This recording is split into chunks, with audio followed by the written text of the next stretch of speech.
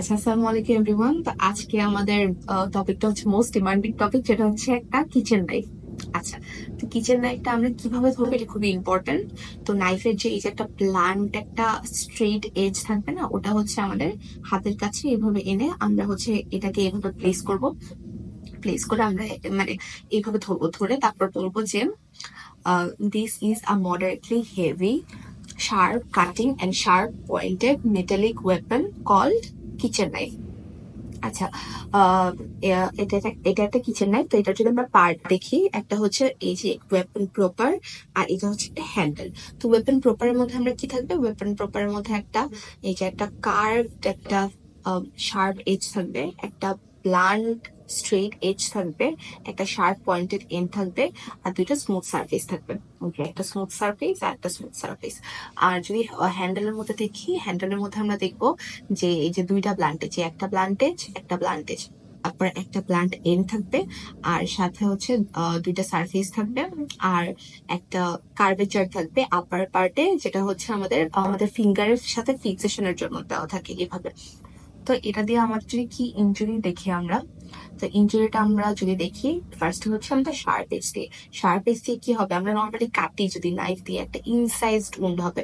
মানে ইনসাইজড উন্ডে আমাদের হচ্ছে যে মানে স্কিনের সার্ফেস দুটো আলাদা হয়ে যাবে, মানে ইনসাইজড উন্ড হবে।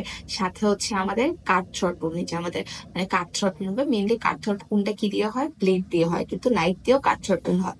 আচ্ছা, আর সাথে হচ্ছে আমাদের এরকম এরকম যদি করি আমাদের অ্যাব্রেশন হতে পারে। সাথে হচ্ছে ব্লান্টেজ। এখন ব্লান্টেজ দিয়ে কি হবে, প্লান্ট সরি এটা পয়েন্টেড এন্ড। পয়েন্টেড এন্ড দিয়ে কি হয়, আমরা আগেও দেখছি যে পিনটা যেহেতু পয়েন্টেড, তো পিনের পয়েন্টেড এন্ড দিয়ে আমাদের হচ্ছে স্ক্র্যাচ অ্যাব্রেশন হইতে পারে, তারপর হচ্ছে পাংচার রুম হইতে পারে, পারফোরেটিং পেনেট্রেটিং।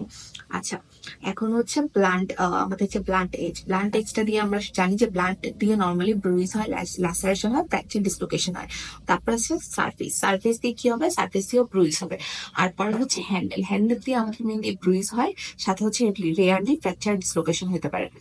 আচ্ছা, এখন হচ্ছে আমাদের যদি আমরা শেপ অফ উনটা বুঝতে চাই, আমাদের ডিফারেন্ট টাইপ অফ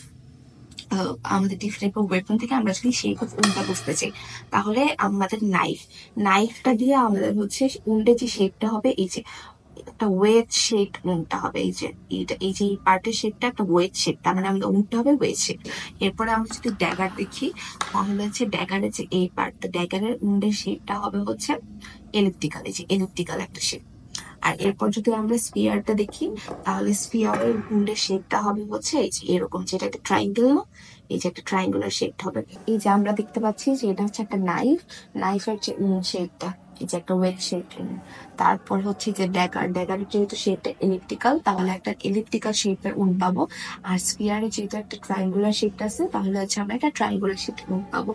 আর আরেকটা জিনিস, আমাদের হচ্ছে মানে এই নাইফটা কিন্তু একটা অবজেক্ট। হ্যাঁ, কারণ কি আমাদের মানে আমাদের যে ওয়েপন গুলো আছে, ওয়েপন বোর্ডের মধ্যে সবগুলাই অবজেক্ট, এক্সেপ্ট একটা, যেটা হচ্ছে ফায়ার আর্ম।